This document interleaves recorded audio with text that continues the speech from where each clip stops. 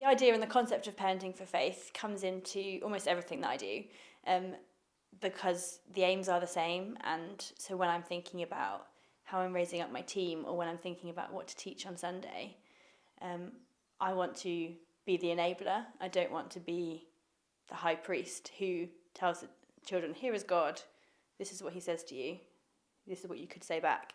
I want to create a space where the kids can do that for themselves.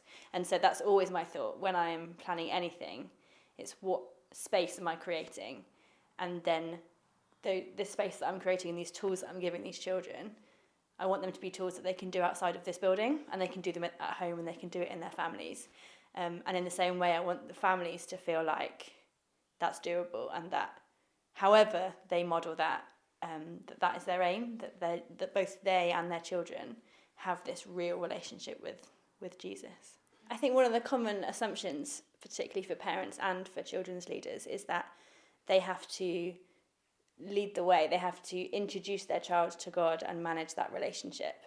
And I certainly found that when I started in children's ministry, and I had a room full of children in front of me who, and I had a session plan, and I had aims of what I wanted to get to.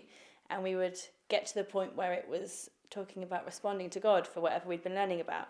And you would have a circle full of children, and you ended up doing a lot of the talking for yourself. And I found that I was doing that. I was doing all the talking, and then they would join me with an amen. But when I switched my thinking and I started giving them the opportunity to meet with God and taking myself out of it, the fruit that came out of that and the things that I was seeing, it was just such an encouragement. For example, this last Sunday we were talking about how good God was, and I left the children to chat to God about him, about that, and to ask him to remind them of things that he'd done in their lives. And sometimes that can go really well, and there's always a fear that they're not going to engage in this at all. After we'd spent that time and I'd let them come and do another activity, I went around and asked a few of them if they wanted to share what God had shared with them or reminded them. And this one kid who doesn't always engage massively with what we're talking about had drawn this picture, and it looked like absolutely nothing to do. There was like a monster and something in the sky and a big blob over here.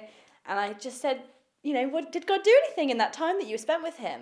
And he showed me this picture, and he said, yeah, God reminded me of this nightmare that I had where there was a monster chasing me, and then he came in and scared the monster away.